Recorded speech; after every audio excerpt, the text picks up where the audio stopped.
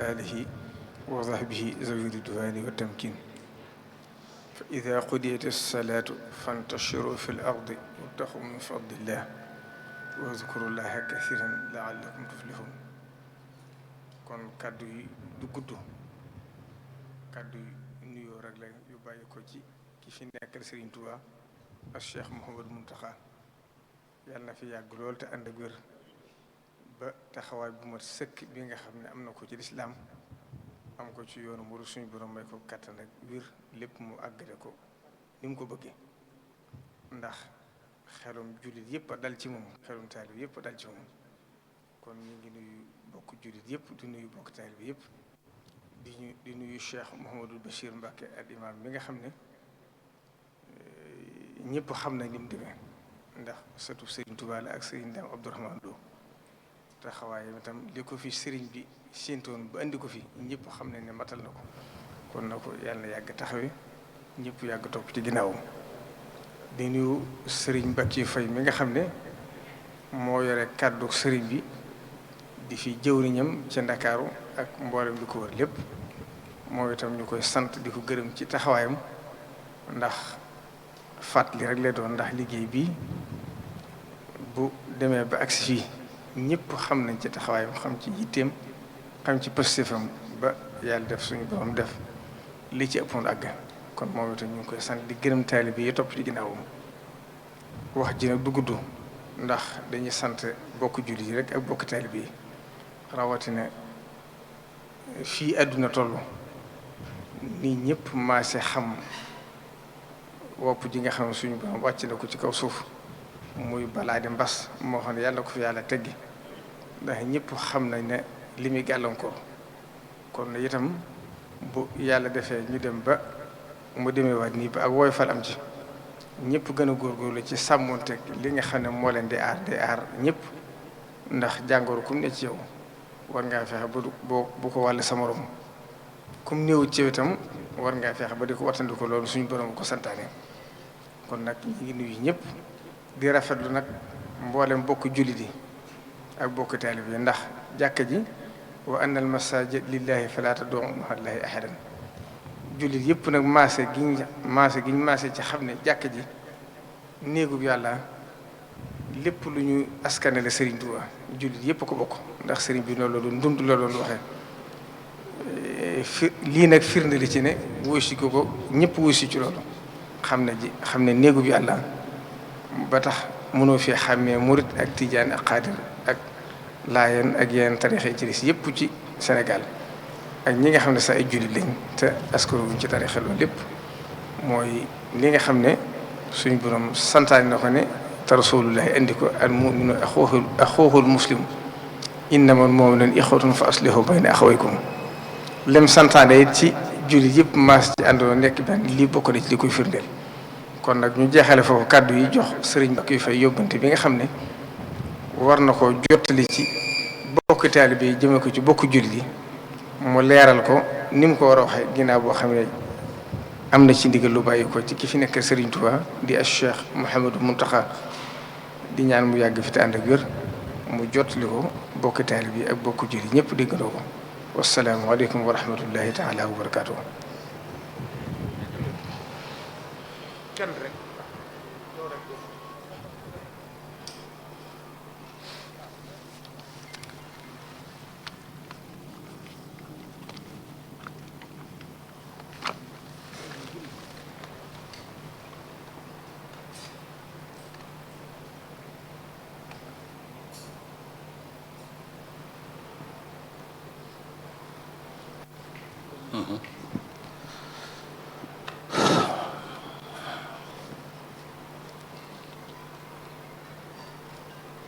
bismillahi irrahmani irrahim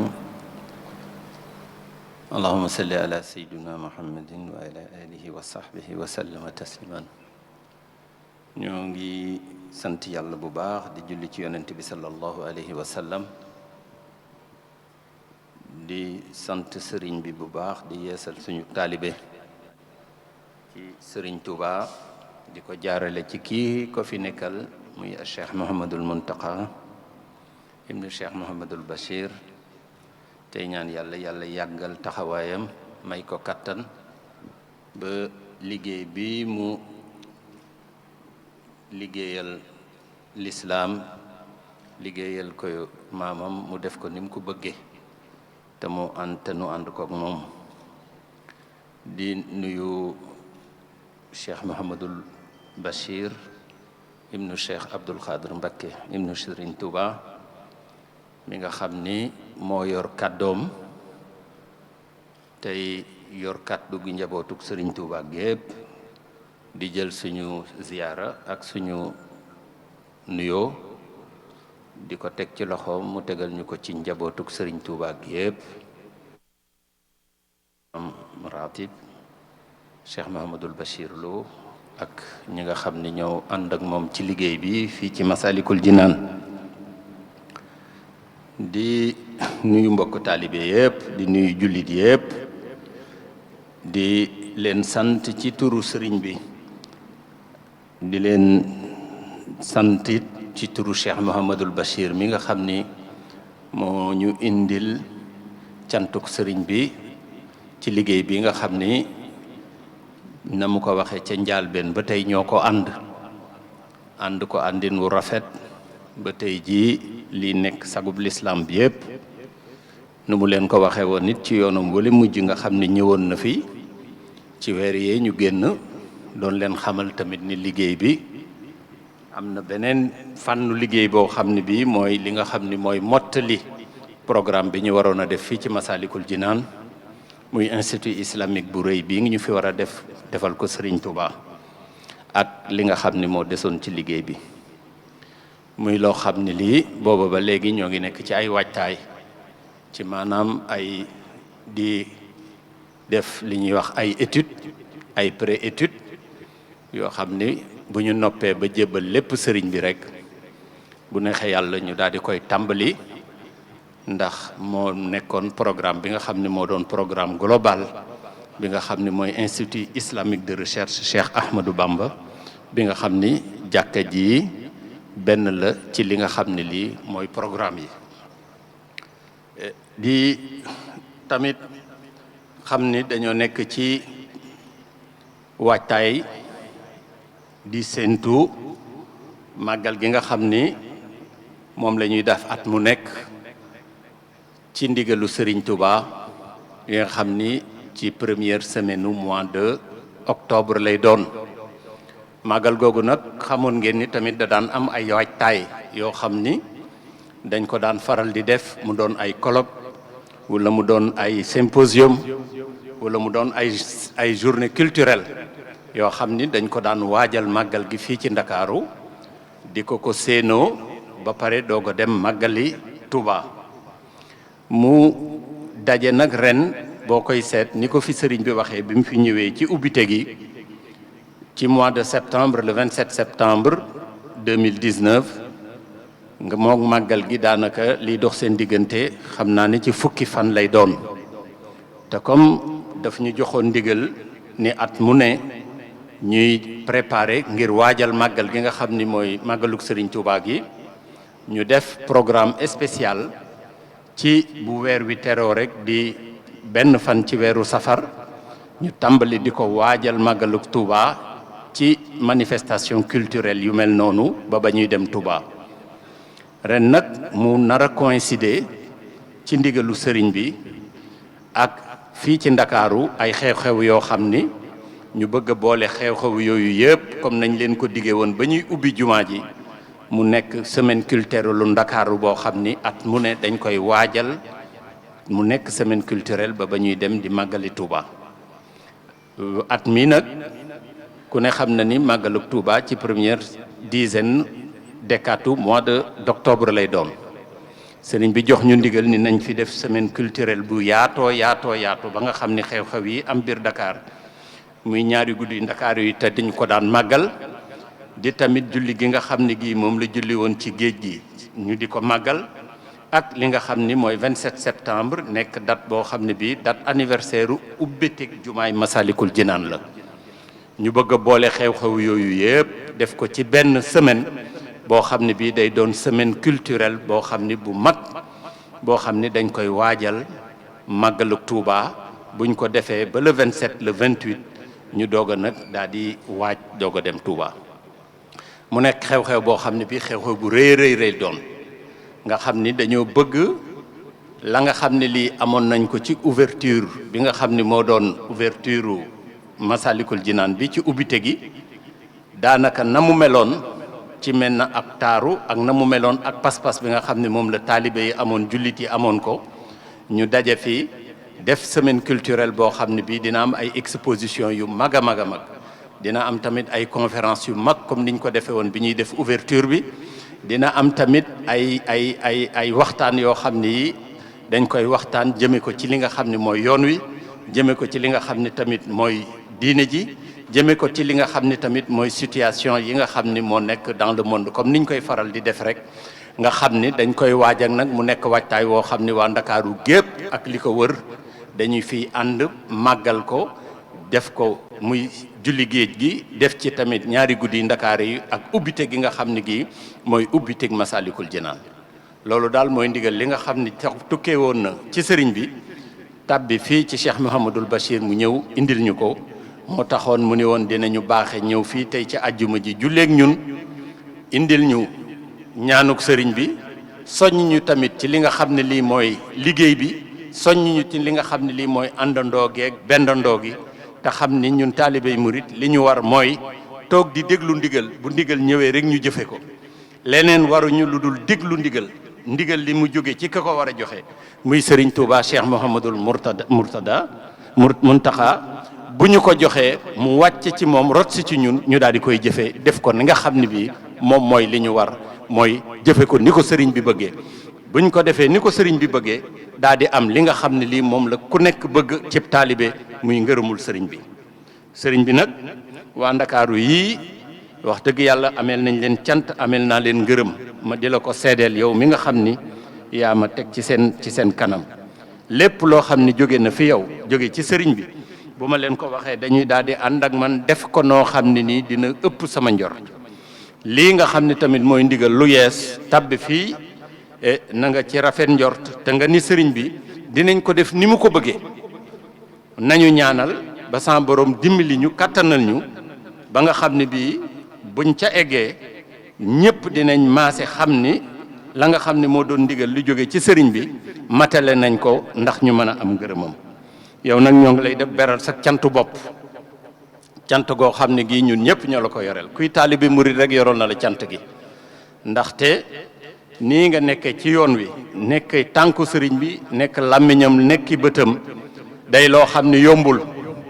waaye nag sa maam ji nga xam ne mooy sëriñ Touba moo la tànn moo la ko liggéeyloo moo la koy yoral ba lépp dina woyof ndaxte kat jiitu moo metti jiitu nag metti na waaye am nag pay gi nga xam ni ku mës a jiitu ku ne ba def ko nañ la ko sante woon yàlla bu la loolu ump yàlla na sama borom defal la ko muy pay goo xam ne gi fii mu yàgg lool ba nga xam ne bii di nga ci ko defee noo xam ne nii ni nga ko bëggale ak ni ko sëriñ bi bëggee mbokk taalibe yëpp ñoo ngi maase di la gërëm di la sant di la ñaanal yàlla kàttanal la di la ñaanal yàlla wéral la di la ñaanal yàlla yàggal la fi nga nekk ci suñu kanam dina jottali ndigali sëriñ bi ñu koy jëfee ni nga xamee ni bii moom la ko sëriñ bi bëggee ndax boo ñu ko woyofalul woon dina jafe ndaxte ñun sëriñ bi rek la ñu am ndigalam rek la ñuy déglu waaye ndigal loo ñu indi di nga ci jàpp ba daanaka dañuy tiim rek waaye duñu yëg diisaay bi loolu lépp nag sa mbaax la ak bëgg sëriñ Touba ak bëgg a liggéeyal sëriñ Touba ak bëgg ndax yow li la ñor lépp mooy ndamul sëriñ Touba rek kon bon maa ngi maase ak mbokk taalibe yi Ndakaaru lépp ak yi nekk fépp sax di la gërëm di la sant di la ñaanal yàlla di ñaan Cheikh Mouhamadul Muntaxa yàlla na ko sama borom yàggal kattanal ko yàlla may ko mu def lu mu bëgg a def mu defal ko Serigne Touba te ñu ànd koog moom ñoo ngi gërëm ñëpp di sant ñëpp di wax salaamaaleykum wa rahmatullahi taala wa barakaatu jërë ngeen jëf. En français. Oui, nous rendons grâce à Dieu et à son prophète Mohammed sallallahu alayhi wa sallam et à notre guide, le vénéré Cheikh Ahmadou Bamba, Khadim Rassoul. Nous remercions le Khalife général des Mourides qui représente toute la communauté mouride, Cheikh Mouhamadoul Mountakha, et à travers lui, nous rendons toute la grâce divine de nous avoir permis d'écouter ses recommandations et de nous permettre d'avoir toute la possibilité de les remplir comme il se doit. Nous saluons au passage son représentant ici présent, Cheikh Mohamedoul Bachir, qui nous a amené les recommandations du Khalife, et prions que Dieu lui donne une bonne santé, une très longue vie, et l'encourageons sur sa démarche, sa dynamique permanente de veiller à la bonne marche de la communauté que nous partageons en commun, qui est la communauté mouride. Nous saluons au passage aussi tous les musulmans de tous bords, de toutes les confréries. Et avons le plaisir d'accueillir avec beaucoup de plaisir les instructions émanant du Khalife général des Mourides, qui consistent à préparer pour le Grand Magal de Touba, comme à l'accoutumée, une grande journée culturelle exceptionnellement cette année, qui coïncide au premier anniversaire de l'ouverture de la grande mosquée Massalikul Jinan. Auparavant, le Khalife nous a aussi instruit de tout faire pour terminer les autres travaux qui viennent en complément de cette mosquée, qui est un des éléments de l'Institut de recherche islamique Cheikh Ahmadou Bamba, à savoir l'Institut de recherche, à savoir à travers le musée d'exposition des œuvres et des reliques de Cheikh Ahmadou Bamba, et la finition de quelques travaux qui restent pour l'achèvement des travaux de la grande mosquée. Et cette année, exceptionnellement, Cheikh Mouhamadoul Bachir nous a amené les instructions du Khalife sur le programme de la préparation du Grand Magal de Touba que nous faisons chaque année. Mais comme je l'ai dit tantôt, exceptionnellement, cette année, la préparation du Magal coïncide avec le premier anniversaire de l'ouverture de la mosquée Massalikul Jinan. Et nous voulons, d'ailleurs dans un autre entretien certainement beaucoup plus élargi, avec toutes les composantes de ces manifestations, à savoir le courriel des 2 rakas, des 2 nuits de Dakar, et le courriel des 2 rakas qui commémore la prière de Cheikh Ahmadou Bamba sur l'océan, et l'ouverture de la grande mosquée pour en faire une grande semaine culturelle, certainement qui débutera entre le 19 du mois de septembre jusqu'au 28, qui coïncide avec l'ouverture qui coïncide avec l'anniversaire de l'ouverture de la mosquée Massalikul Jinan. C'est ça, ces instructions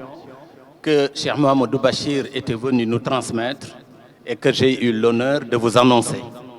Je pense que à la sortie de ce petit point de presse, nous allons nous atteler à convoquer